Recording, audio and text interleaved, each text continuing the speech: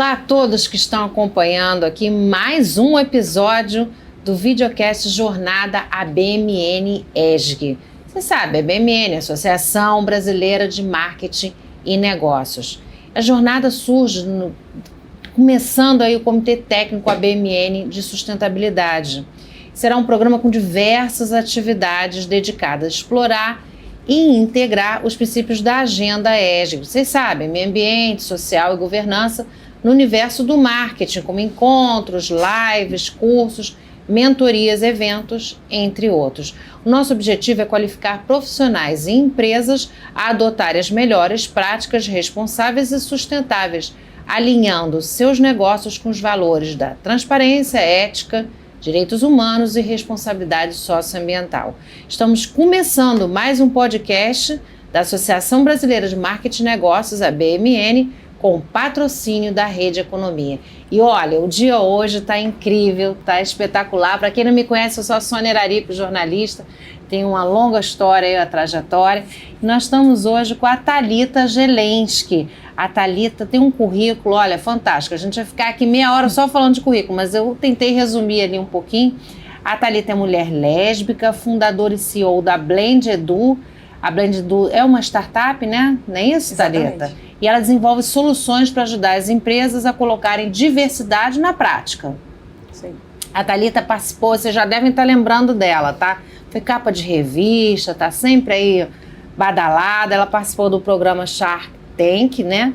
E foi citada na lista, olha só, da Forbes Under 30, quer dizer, dos jovens, né? Foi selecionada para representar a juventude brasileira num encontro anual, que é um evento lá no Fórum Econômico de Davos. Olha, gente, não é pouca coisa não, tá? Ela é top voice, orgulho. Não vou, olha, mó alegria você estar aqui com a gente, Thalita. Fala um pouquinho, por favor, pra gente do seu trabalho. O que é que você faz, como é que você chegou até lá, né? Obrigada, Sônia. Bem, falando um pouquinho do meu trabalho aqui, né, na Blend Edu, né? Eu sou a fundadora da Blend Edu. Eu trabalho com diversidade e inclusão já tem mais de 10 anos agora. Eu comecei essa jornada em 2011. Eu brinco que era tudo mato na época que eu comecei. Mato alto. Mato alto. Acho que a gente ainda estava começando, né? O Brasil ainda estava, acho que, ganhando maturidade nessa discussão, principalmente de diversidade e inclusão. E depois de trabalhar 7 anos numa grande empresa brasileira, eu fiquei com muita vontade de levar... Pois é, como é que surgiu isso? Esse tema. Acho que uma conexão muito grande com essa discussão, né? De querer levar esse tema, não só no ambiente que eu estava, mas para outras organizações. Então foi aí que eu decidi empreender, que não era uma vontade que eu tinha inicialmente quando eu comecei minha carreira, não imaginava que eu acabaria empreendendo. Mas foi quando eu depois transicionei e fundei a Blend Edu, em 2018, né, depois dessa transição de carreira. E de lá até aqui a gente tem atuado com mais de 100 empresas, a gente já impactou diretamente mais de 40 mil pessoas. Olha.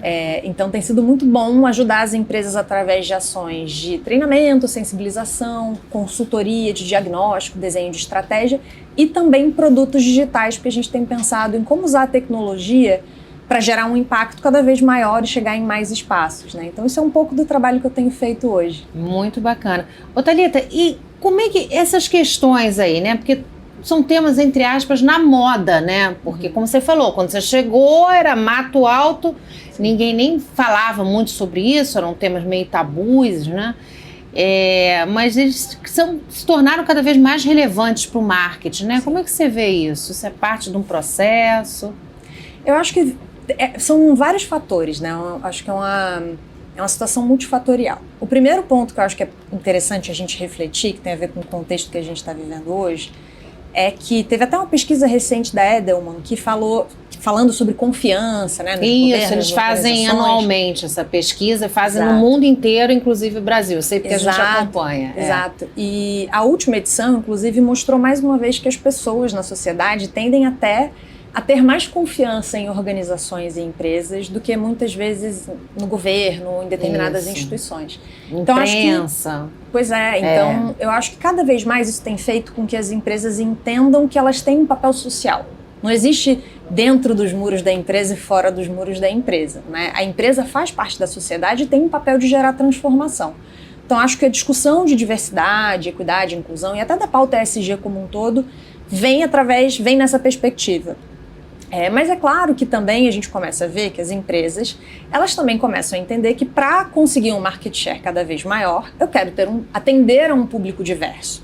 A gente fala que muito... é o recorte da sociedade, né, Thalita? Tá tudo muito né, ligado, conectado com que a sociedade é diversa, né? E o Brasil, principalmente, é muito diverso, né? Exato. E tem vários estudos, né, que mostram, por exemplo, a gente chama de pink money, né, o quanto a comunidade LGBTQIA+ movimenta de dinheiro, a gente chama de black money, o quanto a população negra do Brasil também, né, movimenta de dinheiro. Então, claro que as empresas estão olhando para esse tema também para uma perspectiva de negócio, né, de como eu consigo ampliar meu market share. Então, esse é o segundo elemento. Mas o terceiro, que eu acho que ainda também o terceiro elemento positivo que dá para a gente destacar aqui, é entender que tem várias pesquisas, uma delas até da Harvard Business Review, que mostra que quando a empresa ela tem práticas consolidadas de diversidade e inclusão, ela chega a se conectar 152% mais com seus clientes e com seus consumidores.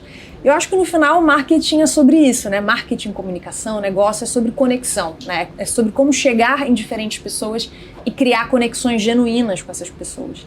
Então, a partir dessa perspectiva que eu tenho visto não só as empresas, mas as próprias áreas de marketing, comunicação, as campanhas publicitárias, olhando também para essa pauta de diversidade e inclusão.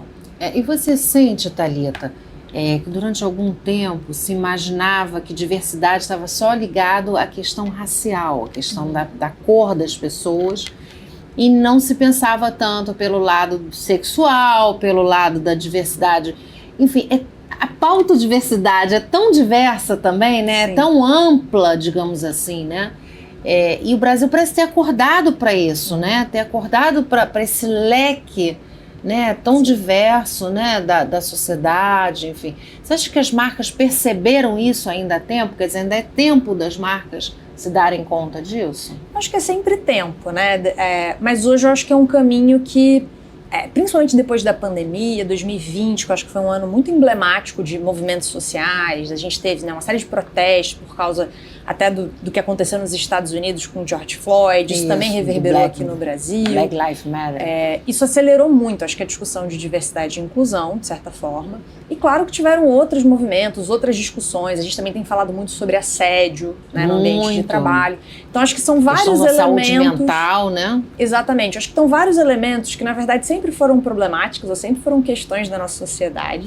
Parecia que estavam ali escondidos, né? Estavam debaixo do tapete. Só que a partir do momento que a gente tem o boom das redes sociais, dos smartphones, um amplo acesso à internet, pessoas que não tinham voz, né, pessoas de grupos minorizados, que não necessariamente estavam participando ou com voz ou participação em programas, na mídia, enfim, jornais, etc., elas começam a ter nas redes sociais um lugar de expor o que elas vivenciam no dia a dia e trazer à tona esses problemas que sempre existiram, né? Então acho que isso tudo começou a borbulhar e fazer com que as empresas precisassem se mexer, né? Acho que ainda não tinham, e ainda hoje as empresas ainda estão aos poucos cada vez mais despertando.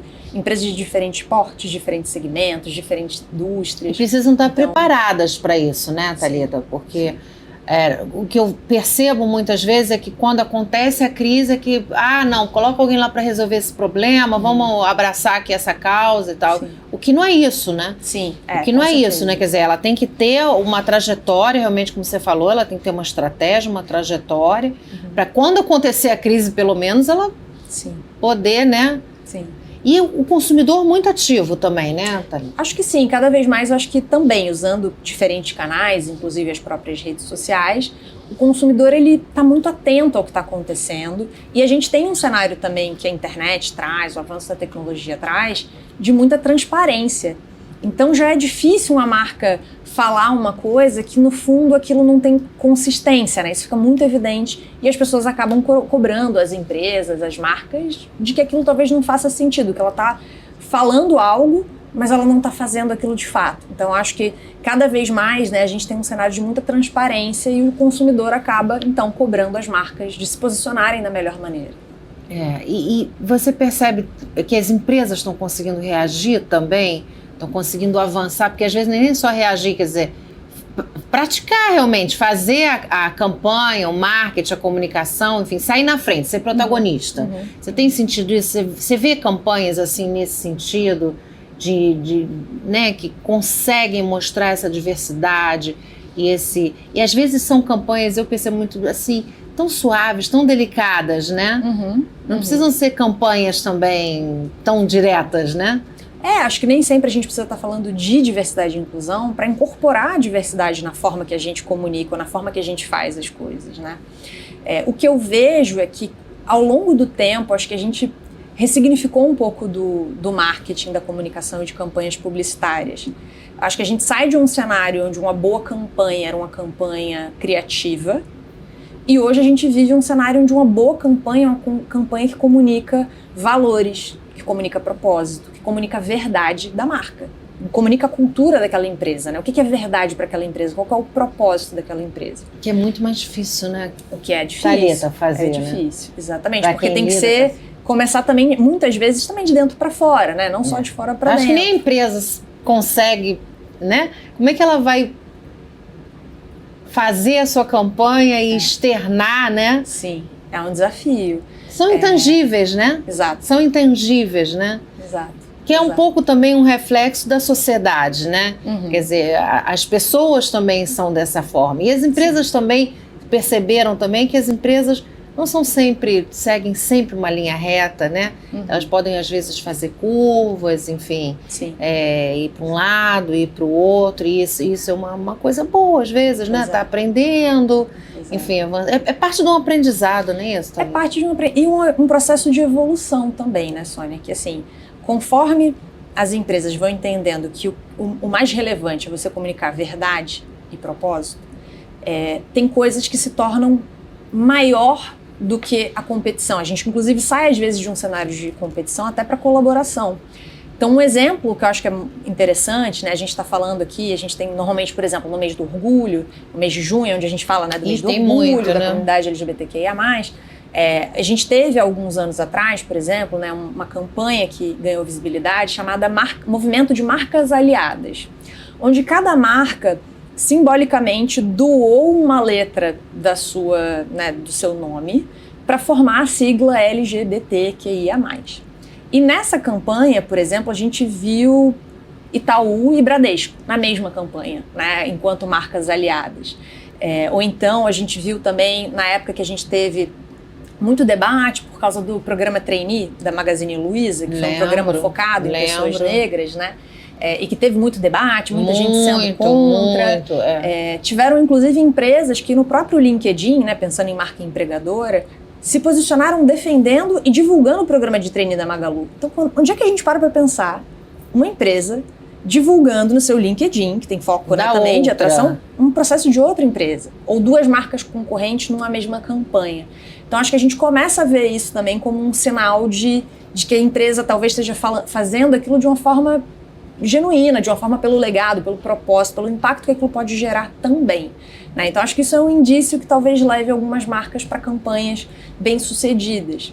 E tem outros exemplos, né? Eu acho que um outro exemplo muito legal até da TIM, até um cliente nosso que tem há alguns anos trabalhos bem consistentes em diversidade, inclusive focando também em empregabilidade de pessoas trans, e que recentemente patrocinou a marcha do Orgulho Trans. Então, assim, é aquele patrocínio que não é um patrocínio vazio. Ele vem de uma consistência e de um histórico interno de uma série de políticas, né? Ou a Reserva, que também criou uma campanha de Dia dos Namorados, com um casal onde um dos protagonistas, né, do casal da campanha era uma pessoa com deficiência. E aí você pensa, mas será que foi só uma campanha? Poxa, a Reserva, algum tempo antes, lançou uma linha de roupa, chamada uma linha Adapt, voltada para pessoas com deficiência.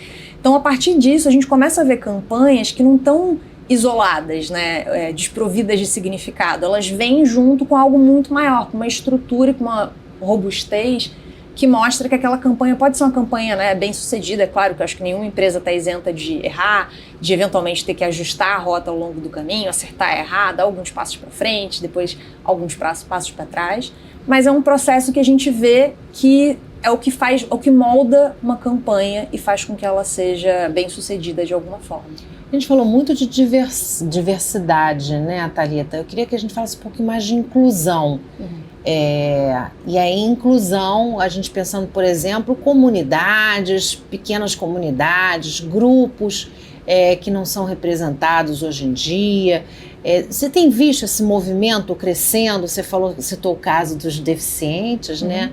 Das pessoas deficientes, mas há tantos, né? Tantos exemplos. Você tem visto isso crescendo e as campanhas se engajando cada vez mais?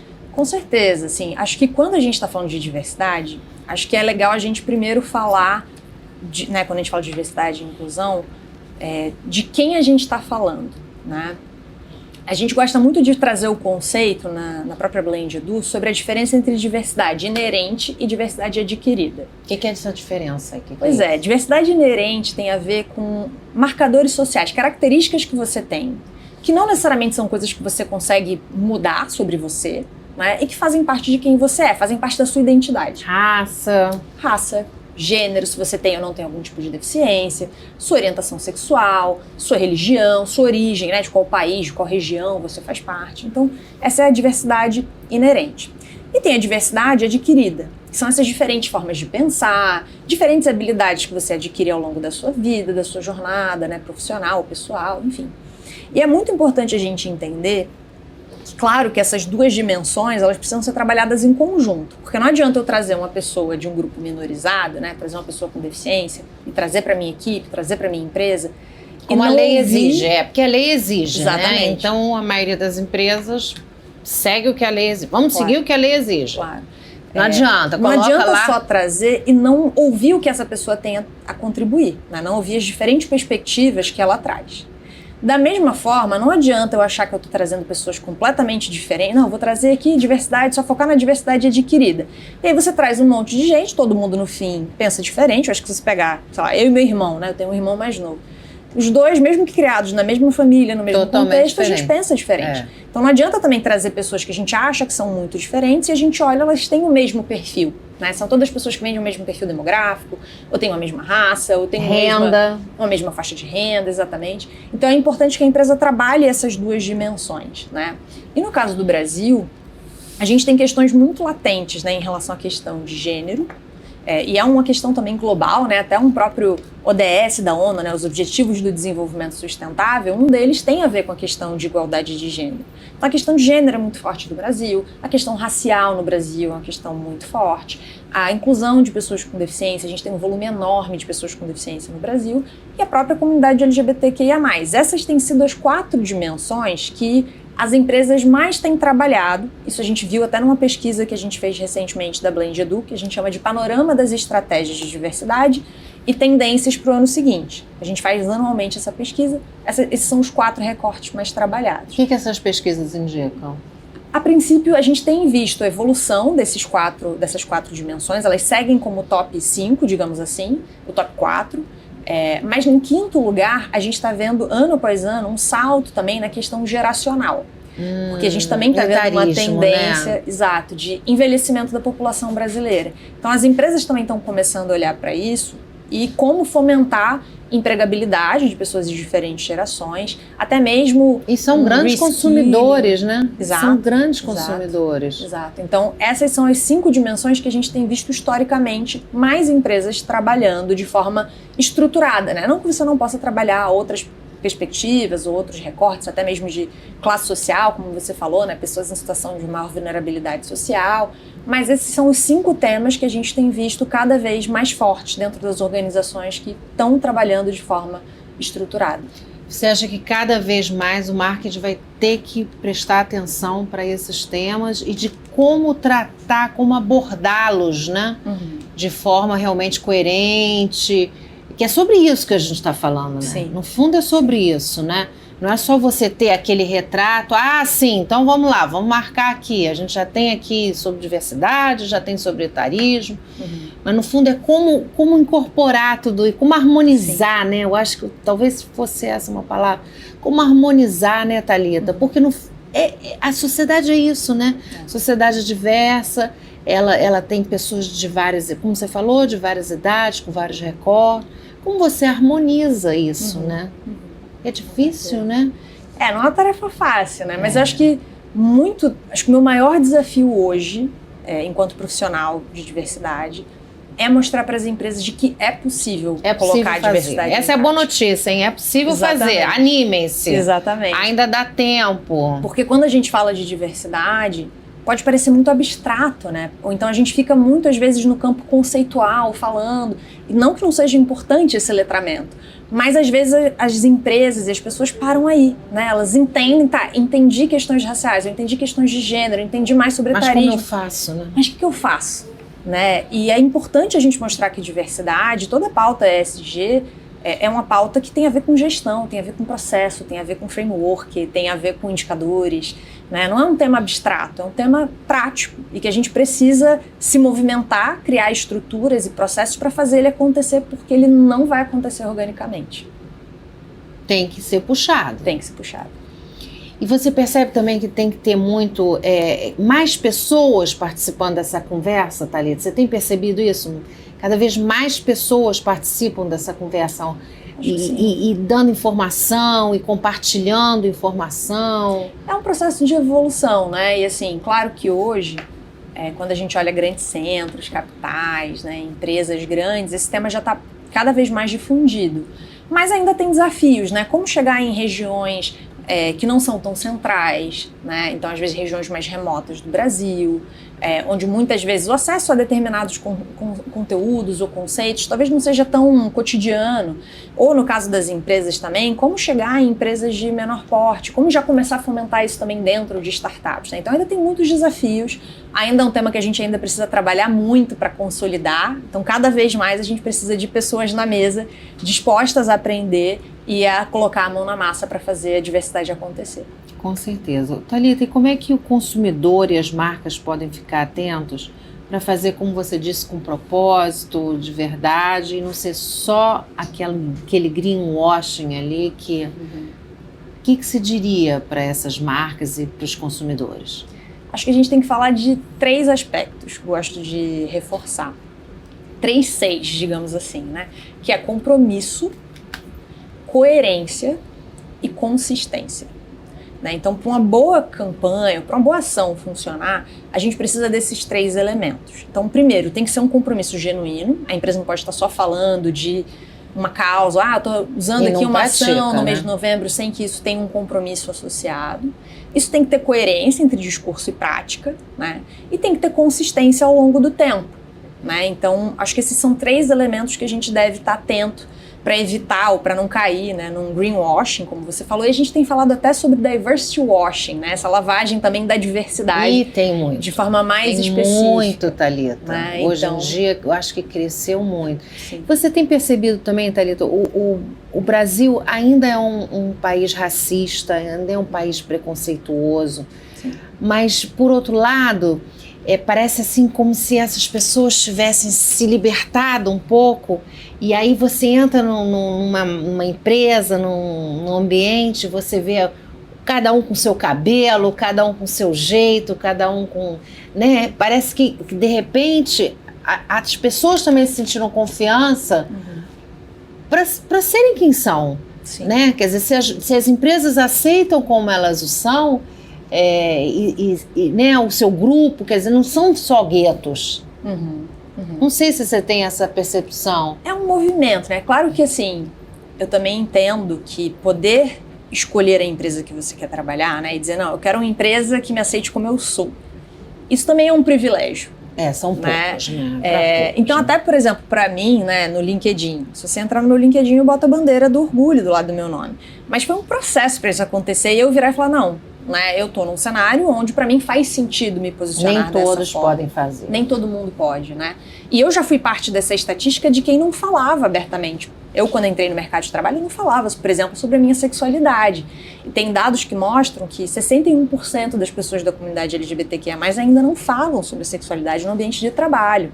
Claro, né, porque isso talvez seja uma característica que a pessoa possa até tentar omitir, mas tem outras que a pessoa não vai conseguir esconder, né? Se a pessoa tem uma deficiência, por exemplo, já fica ali, às vezes, evidente na interação que você tem, quando a pessoa é um usuário de cadeira de rodas, enfim, né, vários tipos de deficiência que são visíveis. Então ainda temos uma jornada, mas eu acho que isso é um movimento que também tem acontecido, onde o avanço da tecnologia, ele fez com que os consumidores passassem a ser vistos vistos como pessoas com demandas e necessidades muito únicas.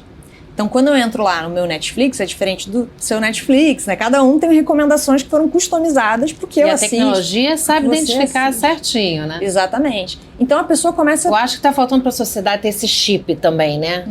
Ter esse chip de conseguir aceitar, identificar e respeitar, porque no fundo é sobre respeito, né? Sim. E eu acho que aí as pessoas chegam, né, pensando o seguinte, poxa, por que eu, enquanto consumidor ou enquanto consumidora, sou visto como uma pessoa tão única, que os produtos são customizados para mim, mas eu vou entrar dentro do ambiente de trabalho e eu vou ser só mais um. Né? Eu tenho que ser aquele perfil... A minha identidade não importa. Pasteurizado, assim, todos são iguais, todos pensam igual. Isso começa a não fazer sentido. Ainda mais quando a gente olha para as novas gerações, que já nasceram num contexto digital, né, num contexto onde a realidade é rede social, são esses produtos digitais fazendo parte do nosso dia a dia, elas também chegam pensando exatamente isso, né? Poxa, essa é a minha realidade. Como assim a empresa não vai aceitar quem eu sou? Né? Não vai abraçar a minha diversidade, não vai me incluir. Acaba rejeitando, às vezes, até desistindo do emprego. Exatamente. Né? Então, acho que como eu falei, é multifatorial. Né? As empresas começam a entender que isso é um movimento necessário, também começam a ver que é importante para atrair talentos, para reter talentos. Isso que eu te falar, empresas diversas atraem mais talento, né? Conquistam mais consumidores, é só coisa boa. Não é isso, Thalita? Exato.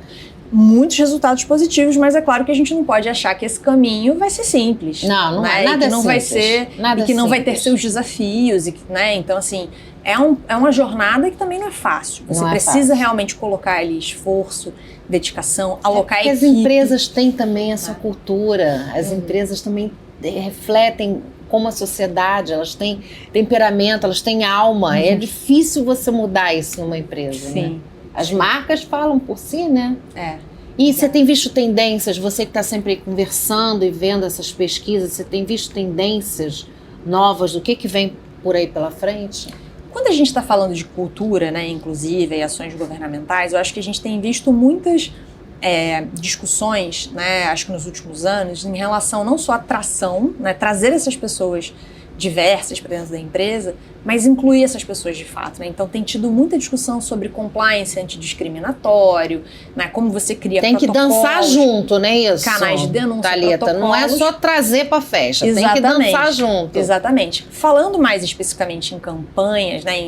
Com foco em marketing, comunicação, publicidade, eu acho que a gente segue nesse caminho, né? De comunicar verdade, de comunicar coisas que façam sentido, que sejam valores genuínos de uma marca. Acho que a gente também tem tido agora um avanço onde a gente pensa em como a gente incorpora a tecnologia para promover mudança social, inclusive através de campanhas, né? Então, vou dar um exemplo de uma campanha muito curiosa que usou tecnologia alguns anos atrás, do Spotify, que no mês, né, do Dia Internacional das Mulheres, o Spotify lançou um plugin que você conectava com a sua conta do Spotify e ele fazia uma análise de qual o percentual de artistas mulheres e homens que você escutava. E normalmente a gente tem uma tendência, né? A música também é um ambiente que muitas vezes é dominado por artistas homens. Então, muitas vezes a sua playlist dava um pouco desequalizada, não estava 50-50. Refletia esse... E eles sugeriam, né? Tipo, se a sua playlist não está tão equalizada, veja aqui algumas recomendações de artistas. Então, acho que a gente tem essa tendência de como a gente usa a tecnologia e incorpora ela para gerar transformação positiva. Não a tecnologia pela tecnologia, mas como a gente usa ela para transformação social. E eu acho que as marcas também estão pensando cada vez mais em como gerar experiências positivas, criar comunidades. Eu acho que a gente tem tido uma necessidade grande de se sentir parte, né, de se sentir conectado. Isso tem a ver com diversidade e inclusão. Eu acho que isso também vem em tendências de comunidades, de marketing, experiências que as marcas têm proporcionado. E aí, claro que eu estou falando de comunidade de uma forma mais profunda, não uma comunidade que você vai vender um curso online, mas uma comunidade de criar um senso de pertencimento entre pessoas. Né? Uma rede. E aí, já que você tocou nesse tema das mulheres, eu queria conversar com você, porque eu acho que... Primeiro porque as pesquisas, o BGE mostra isso, né? Há mais mulheres do que homens, no Brasil e no mundo. Mas eu não sei se você tem essa percepção, quer dizer, as marcas querem vender para mulheres, as marcas querem que as mulheres consumam, mas eles não querem que as mulheres controlem, que as mulheres dominem, que as mulheres sejam chefes. Né? Então, as mulheres ficam ali sob nosso controle, digamos assim. Né? Não sei se você tem muito essa percepção. E também entre mulheres, né? Por muito tempo as mulheres acreditavam que a disputa eram entre elas e não uma com as outras, uma puxando a outra. Eu adoro aquela imagem da mulher, uma puxando a outra. Sim. Ninguém chega lá em cima sozinho, isso é certo, né? Sim. Então eu queria que você falasse um pouquinho, agora que a gente está terminando, sobre mulheres, né? Já que como a gente sabe, é a maior parcela. Então, como é que você vê isso? Você acha que isso tem mudado um pouco? Os dados mostram exatamente o que você falou, Sônia. Apesar da gente ser mais de 50% da população no Brasil, algumas pesquisas mostram que em cargos de alta liderança a gente só tem 13% de mulheres. Se forem mulheres negras, o percentual é 0,4%. É pífio, né? É muito pequeno. E aí tem vários outros, né? A gente vê também a diferença salarial, a gente vê uma série de indicadores que ainda mostram que, apesar das mulheres terem até um tempo de escolaridade também, em média, superior ao do homem, ela não está ocupando esses espaços, né? Então acho que isso também tem feito com que as empresas e as marcas comecem a entender que a gente precisa ter mulheres, eu preciso ter pessoas de grupos minorizados desenhando a minha estratégia para que eu consiga me comunicar com essas pessoas. São mulheres falando para mulheres. Exatamente, senão não faz muito sentido, né? Então acho que isso também transforma a maneira, não só a maneira da campanha, né? A parte externa de como a campanha vai para o ar, mas também os bastidores dela, de quem está por trás dessa ideação, né? Quantas vezes a gente não vê uma campanha que a gente fala assim, meu Deus, quem aprovou essa campanha? Quem estava, né? E muitas vezes campanhas... Assim, faltou alguém para levantar o dedo. Exatamente. Então, acho que cada vez mais também as empresas estão entendendo que se tiverem diversidade na composição da equipe que está pensando numa ação, isso diminui a chance daquela campanha dar errado, né? Então, acho que também, no caso, quando a gente fala da pauta de gênero, isso também é uma verdade, né? Mas ainda um desafio. Um desafio. É difícil, né? É difícil. Thalita, olha, passou muito rápido. Adoramos, foi ótimo. Obrigada. Mais um videocast da BMN dentro dessa jornada ESG. Você tem muito a contribuir aí conosco. Lembrando a vocês, essa é uma série, então acompanhe aqui conosco. Patrocínio da Rede Economia. Foi uma alegria. Gratidão. Obrigada, Sônia. Obrigada pelo convite. Obrigada.